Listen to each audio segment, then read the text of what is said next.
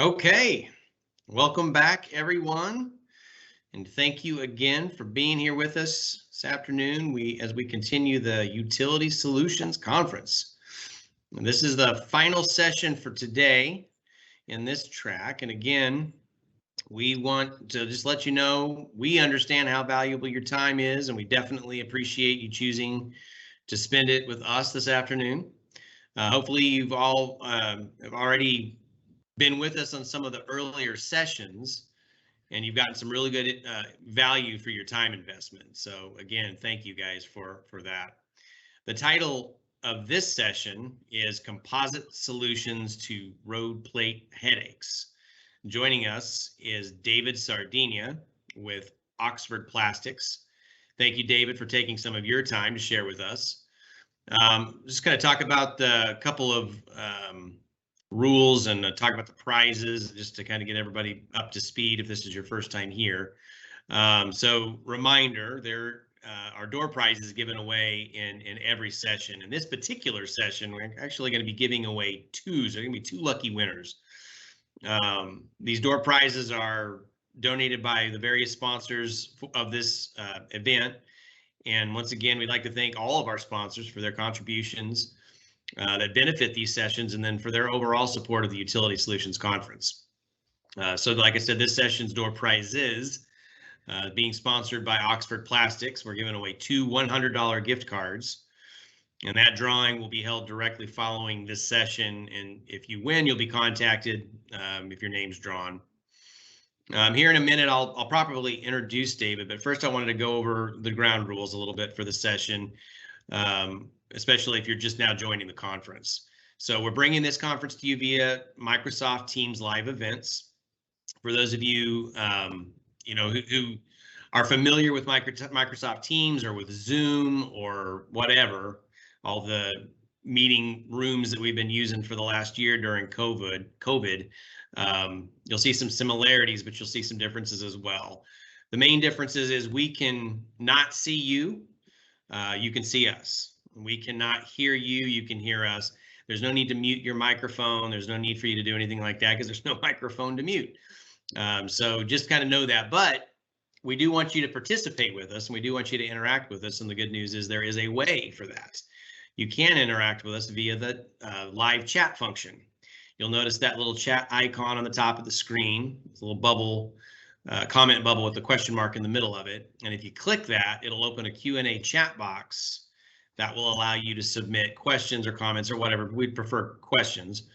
And as questions come up throughout the session, we would encourage you to submit those using that function. And I'll be collecting your questions as they're submitted and then relaying them on to David whenever we get to the Q&A portion of the session. You don't have to worry about questions interrupting the presentation as it's in progress. It won't create any sort of interruptions. I'll just gather them, and then whenever we get to the Q&A, then I'll make sure that we get those asked and answered. Okay, that's it for the ground rules. This time I'll introduce David Sardinha. David is the National Sales Manager of Oxford Plastic Systems, LLC. Going on 20 years, David has worked for Oxford Plastics, which is a UK-based manufacturer of unique and innovative products for the construction industry. Collaborating with industry leaders in the construction and utility sector, along with many departments of transportation throughout the country, David, in his role with Oxford Plastics, has ushered in composites, trench covers as a safe and cost-effective alternative to steel. Oxford Plastics and David have been long-term supporters and contributors to the industry as active members of many organizations such as NUCA and a list NASTT is a host of others. So they're very active in the industry as well. So without further ado, I will hand the controls off to David, and he can take it from here. David, the helm is yours.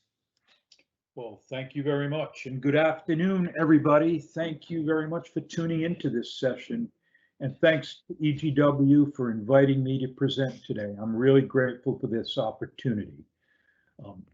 As stated, my topic today is what is new in the road plate world. It's notable while there have been significant advances in the tools and techniques around utility work, road plates remain essentially unchanged.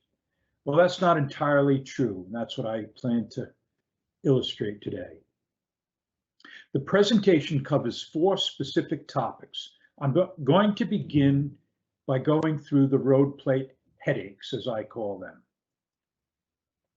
My work has me traveling around the country, as was said, meeting with utility contractors, heads of DOTs, inspectors, the utility providers themselves, as well, on a few occasions, with an ill-mannered and unhappy ratepayer. The conversations always revolve around the challenges with using steel road plates. I listed 5 challenges that seem to come up and right at the top of everyone's list. I'm going to go through them one at a time for you, starting out with code compliance. Now, code compliance shouldn't be a headache, and most of the rules make sense and are easy to manage. But there are elements to compliance that get complicated based on site conditions, such as the length of the trench, soil conditions, traffic flow patterns, speed over the road conditions, on and on, all requiring consideration in the size, type, and manner of plate installation. This means that the people in the field have to be prepared for anything. For example, the third point on the road plate requirements, where plates have to be welded when they're butted together. Well, that's got to be a challenge just to get a welder on site, but what happens when you've got to move that plate just to let some traffic pass or to get in access? You've got to grind those welds off, re-weld them again, and then detach them once the job is completed. In addition to that, roads are typically built with a camber in them for reasons we all understand. Sometimes that camber can be significant, and other times it's actually going in the opposite direction. Whatever the case, you have to set a straight and level steel plate on an uneven surface to ensure traffic can pass safely. It is clearly stated in the rules, and if it's not done, there is potential for shutdowns, fines, penalties, in the worst case scenario, accidents. Now, the solutions are a combination of wedges, spikes, and lots of cold patch. And when all else fails, maybe some divine intervention. I think we can all agree that there are headaches to being compliant. The question that I'll be answering today is, are there solutions? I'm going to move on to costs first. Costs vary, so I'm going to speak in general terms. If you're buying road plates today, you're paying 3 times what you paid 6 months ago, according to the article published May 6th. Add to that the cost of making a new steel plate compliant by modifying it with the anti-skid surface, with the lifting rings, branding it so that it can be recognized by the authorities. Not to mention the cost of handling it in your yard and then to and from the job sites. And then once delivered to the job site, they have to be offloaded and set in position and secured and moved around as work is underway. And then finally, the return trip to your yard. I don't know what that number is, but if I had to guess, it's always in the thousands, and depending on the scope of work, it's probably in the tens of thousands. So the question again, are there alternatives? And if so, will they reduce the cost? And these are the costs that you can anticipate. What about unanticipated costs? No comment. Let's move on to transportation and handling. Now, this is a typical road plate delivery. It appears to be well thought out and safe. But in the words of a supervisor I met just last week doing a demonstration for Eversource in Massachusetts, here's his words, and I quote, "When plates are being moved, I hold my breath until the plates are set firmly on the ground. That ever-present concern for worker safety is a headache. Is there technology that can reduce the risk to health and safety? Similar to the previous slide, but add to it the cost and inconvenience of lane closures and flaggers, and the risk if anything goes wrong on a public roadway. I'm going to move on to worker and public safety. The next slide is a video that no one wants their company name attached to.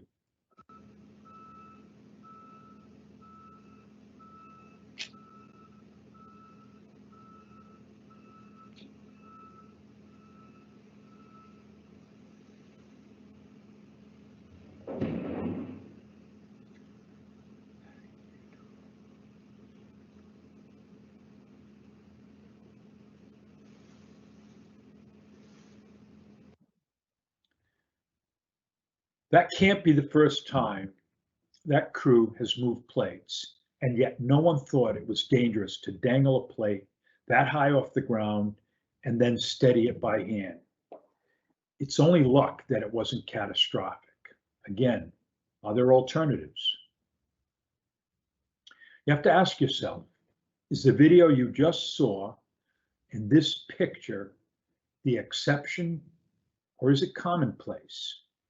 And is the cause complacency, bravado, or a serious lack of alternatives?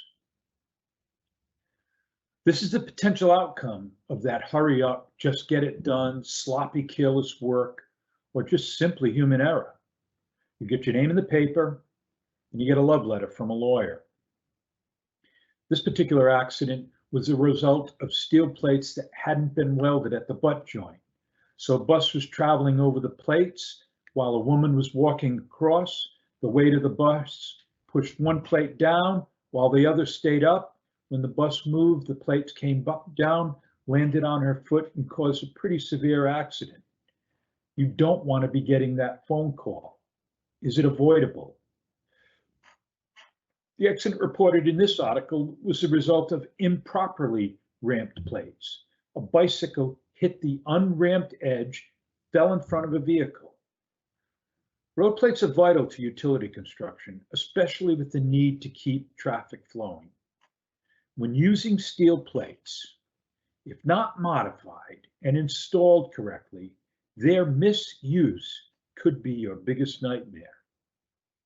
Another comment made by that supervisor at Eversource, again I quote, "No matter what the tool or technique you needed, it must be idiot-proof. Common sense is the most uncommon element to our work." I ask you, is there a better way? I'm going to conclude this portion with what is the biggest headache for public authorities. I began this road plate crusade in New York City in front of Con Edison, in New York City DOT, and a utility contractor. I was demonstrating the road plates, and each of the stakeholders raised similar but slightly different concerns. The city officials were most animated about noise complaints they received from residents living near work zones. Their solution was to make noisy road plates very expensive for the utility and the contractor doing the work. Now, New York City may be the extreme example, but they're not unique. Noisy plates make the paper in Cleveland, Ohio, and all over the country. Now, the next slide is another video, and it was taken by a resident of Atlanta. His name is Steve. Give it a listen.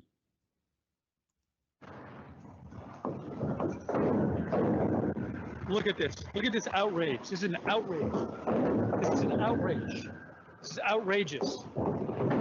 Listen to this. You can't even hear me. It's so outrageous. Look at this. Look at what is going on here in Atlanta.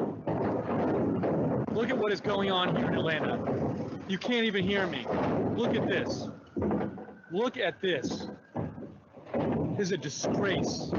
Oh, people are talking about the gap. Yeah, if you look down here, I mean, look, they're just not secured. I mean, I don't even have to show you.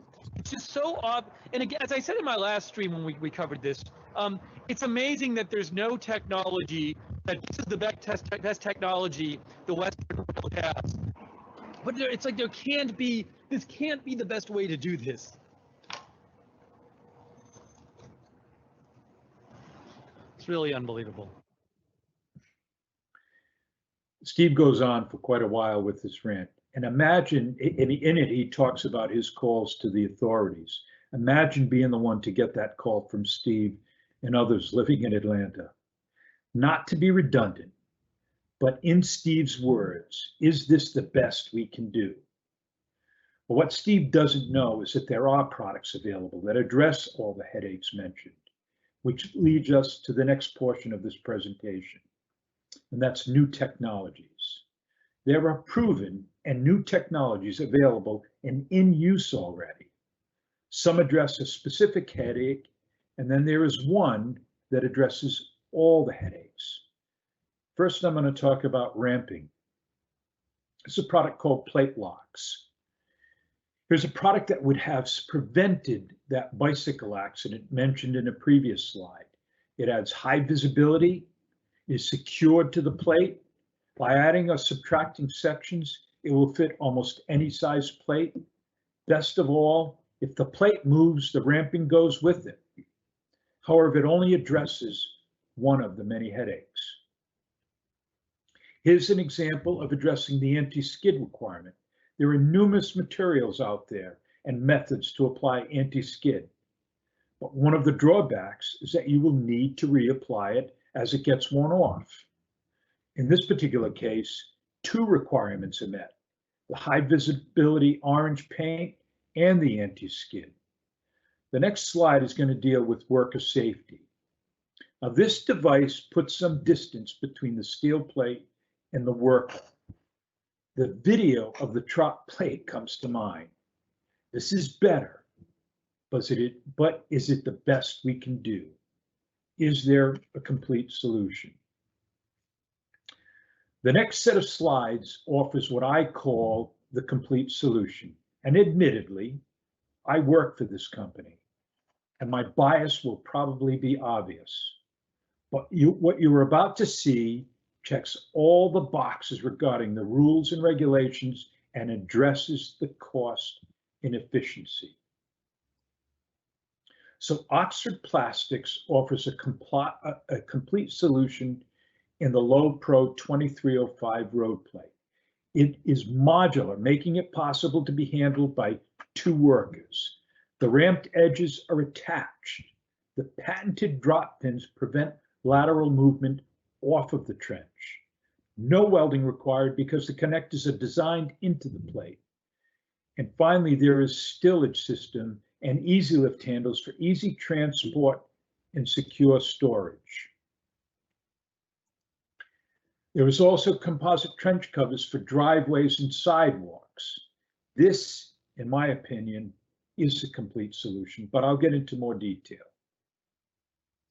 I'm going to address the 5 headaches in the order that we went through them earlier, beginning with code compliance. The one essential in every jurisdiction throughout the country is that there is a tab data certifying HS20 load rating. Beyond that, you've got to get approval from the local authorities. I just posted this just to show you an article in 2018 that mentions that the Oxford composite road plates had finally been approved by New York City DOT. I choose this picture to illustrate the boxes that get checked off regarding compliance. It's a short video, no sound to it. You're not missing anything. But what you can see in the video is the anti-skid surface that is not only on the ramps, but it is also on the plates themselves. The worker is very quickly securing it to the roadway with a simple impact wrench. Prior to that, a hammer drill. You can see traffic going by, no danger to the motorists, no danger to pedestrians, and certainly no danger to the worker. I chose this picture just to give you a better illustration of those drop pins. So what you see here, if my arrow is pointing for you, is that the two pins that are going to come in contact with the asphalt when that plate gets lowered, they will recess inside of the plate while the others stay lowered, providing a complete security with all the pins on each and every plate up against the edges of the trench. The next, I want to get into the cost. Rather than me making claims about the cost differential, let's listen to what a contractor has to say. My name's Dave Balkin. I'm the CEO of Joseph L. Balkin Inc. We're the largest sewer and water main contractor in the city of New York, and we have been so for well over 30 years. For instance, sometimes we get a 3-hour notice from the DOT. An instance that comes to mind is we got a 3-hour notice on a Sunday at 1 o'clock. Prior to using the composite plates, we would have to open our facilities, which are not open on a Sunday. We would have to move equipment around, get to where roadwood plates are stored, get the knuckle boom going, load up a steel plate, which needs at least 2 guys, go out to a job site, and in all likelihood, we would not meet the 3-hour deadline, and that could result in a $1,200 summons. In this particular case, the guy that was on duty for us that particular Sunday picked up at 1 Oxford plate, was on the job site, made safe in less than an hour. No chance of injury and no stress, no worry, because we know it's going to be taken care of. There are so many advantages that it's transformed our operation. It's made it more efficient, it's made it safer, and it's made it more profitable. That's what Oxford Plastics has done to alter bulk and sewer water main service.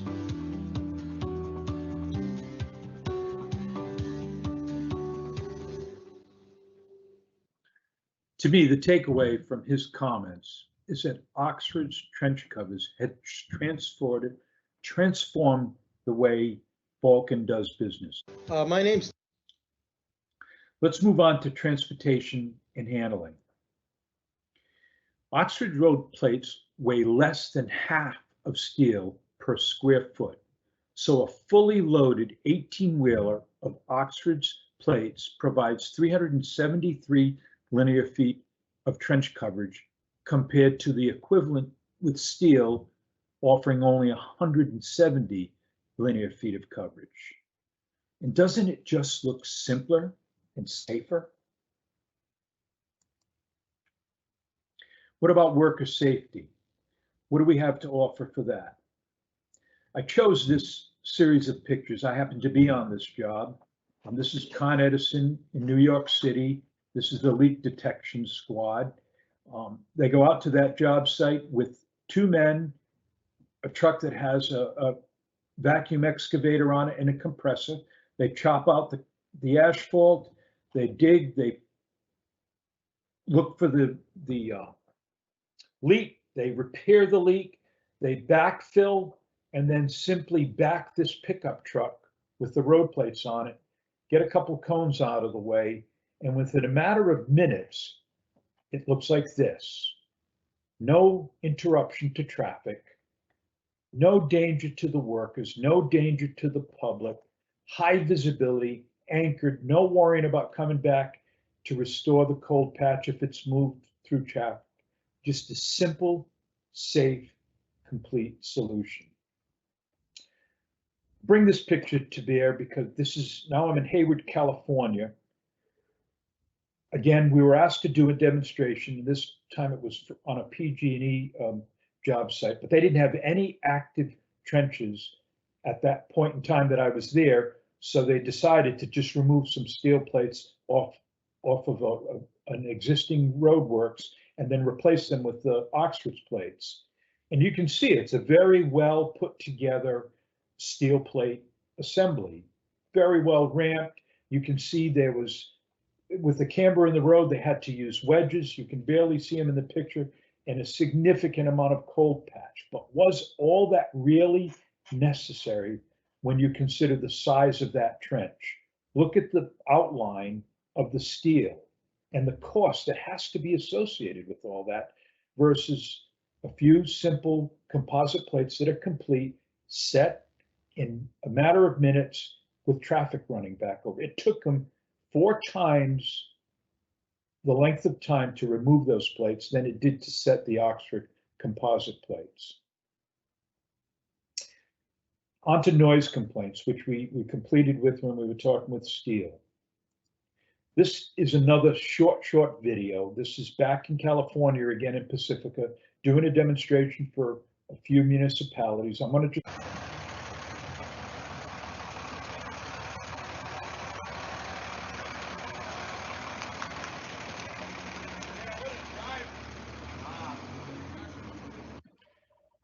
there were a couple things of interest there.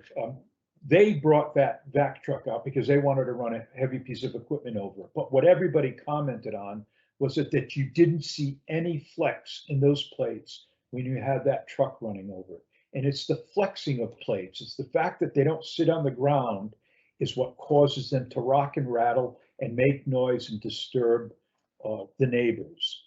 It gets eliminated by these plates. Those rubber edges actually help to deaden any sound if there happens to be some vibration.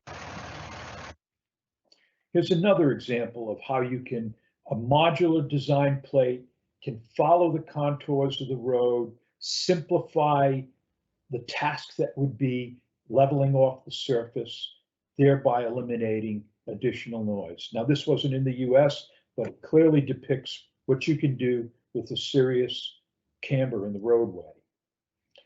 This picture was taken on the island of Nantucket off the coast of Massachusetts. And there are job sites that are exceptionally difficult to get to, such as an islands.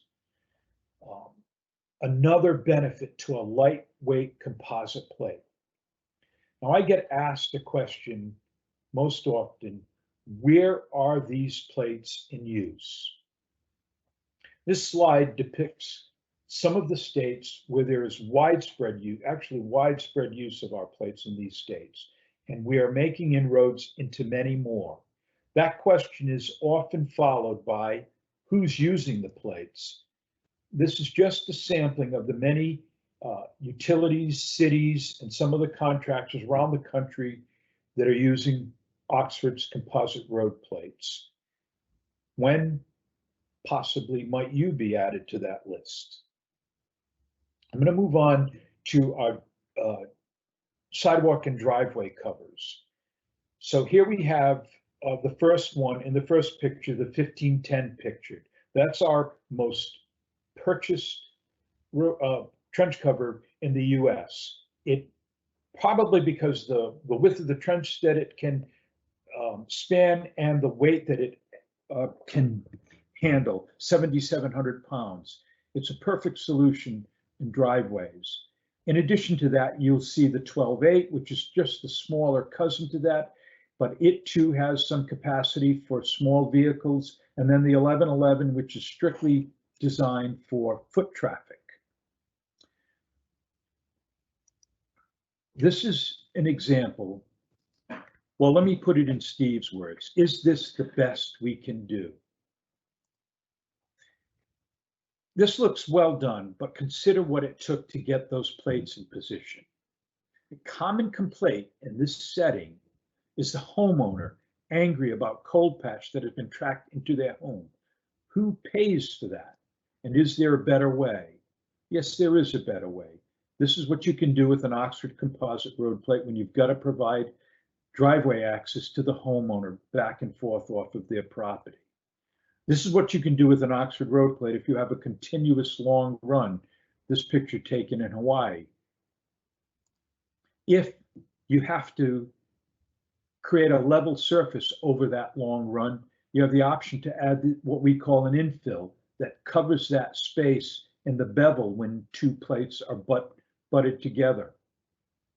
Here's an example of easy access. If this were a steel plate on a sidewalk, what would you need to do to get that plate lifted so that you could have somebody checking inside of the excavation? Here's just a great picture, because in this particular neighborhood, again, I was on this job site, there were hundreds of these plates throughout the neighborhood, providing easy access for the workers and the neighbors. I'm going to conclude with the rest of the story, because I think it's important that you know a little bit about Oxford Plastics. So Oxford Plastics has been around since 1985, and for much of that time, with a heavy focus on supplying innovative and new products into the utility sector around the world. They're actually world famous and well known, and the leader in the UK. We also have a good reputation, as 75% of our products are made from recycled materials, although that's not the composite fiberglass road plates. We're just a great citizen. I'm going to run through the rest of these slides quickly, just to show you the range of products that we also manufacture, but I want to get to the question and answer session. So I'm really grateful for your time and attention. Thank you very much for listening in, and I'll conclude and hand it back over to Mike. Thank you very much, David. That's some good information there. I do actually have some questions. The first one that we wanted to put out there to you is related to weight. So what is the weight of a fully loaded stillage? Fully loaded stillage is about 2,600 pounds. Okay. And do you have to purchase the stillage?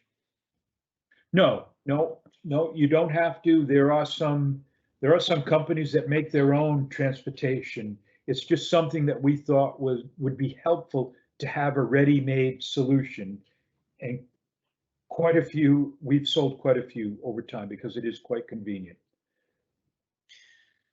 Okay. What size trenches can be covered with your products generally? What are the size ranges that you guys work with? Right. So it's obviously anything from very little, 2, 3, 4, 5, 6 inches if you're doing fiber optic work on up. And I know I glanced over this in the presentation, but the maximum trench width is 48 inches with this technology. Again, I can't repeat that enough. The maximum trench width is 48 inches, but you can go on indefinitely. You just keep connecting those modular sections one to the other.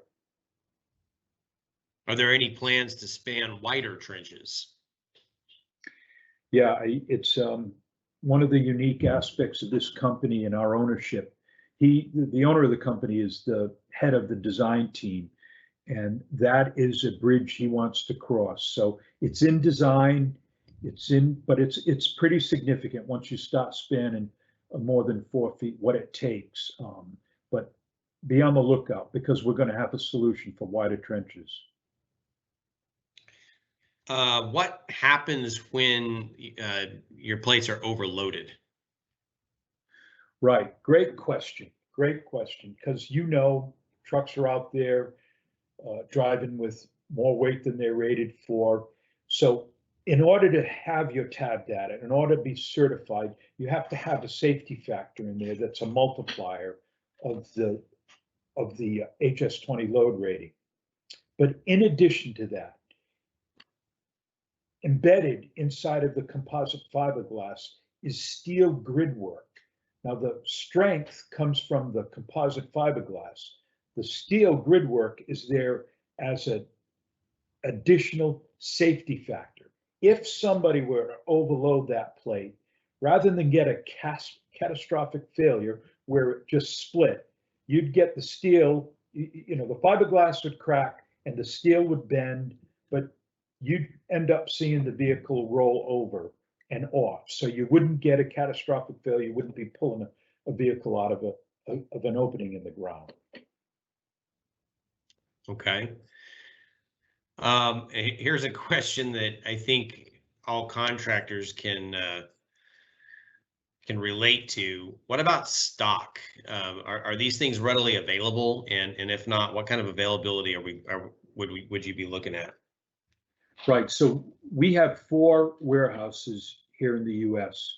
that we stock product in. And we keep these right now in 2 warehouses, one in California and another in Savannah. So we're well stocked and ready to deliver. But that isn't to say that tomorrow it could all disappear very quickly. We backfilled from the factory in England. All right, fantastic. Well, I think that pretty much does it with questions that I've got available right now. So first of all, David, thank you very much. I hope everyone got some great information out of the session this afternoon. I learned a lot personally. We want to thank everyone that attended, and then remind you that if you registered for this session and attended, you are already entered into the drawing for the door prizes. As mentioned earlier, there's 2 $100 gift cards that will be given away on this session. And the winners, as I mentioned, they'll be contacted via the information provided us in our registration so that we can get your shipping information and know where to send your prizes. David, thank you, man, very much for joining us today. Before I completely let you go, do you have any final thoughts or comments that you'd like to make? You know, I thank you again, and thank EGW for hosting this event. I'm really grateful for any opportunity to get in front of folks to explain this product because it needs explaining. And I mentioned a number of times where I was in various locations around the country doing demonstrations. That's what I do. That's my job. And I'd be happy to do that for you and any of the good folks that are on this call. Awesome. Well, I just wanted to mention, and thank you again, David, but if you guys, if anybody here, if you have a question that occurs to you later on, we want to make sure that you get an answer to the question. It's always frustrating to have a question and then think of it too late or not be able to get a good answer. So we've provided a couple of options for you to reach out to us. One, we've created a special email address, which you can see on the screen. You can send us an email if you have a question and we'll get that answer back to you just as soon as possible. Of course, you can always call our main phone number. That's also on the screen. We'll try and get you routed to the best source to get you the answer you're looking for. Or you can always call your EGW representative directly if you've got questions. Our guys are pretty equipped. They usually have answers pretty readily at hand. But I'll leave this slide up for a few minutes, so if you need to write any of this information down, you can. Thank you again, everyone, for joining us today. Like I said, this is our last session of the day. We enjoyed spending time hanging out with you guys. We look forward to seeing all of you tomorrow morning at 9 a.m. That's the first class of the day. And the title of that class is going to be the latest technology in leak detection. So don't forget to register for tomorrow's classes if you haven't done so.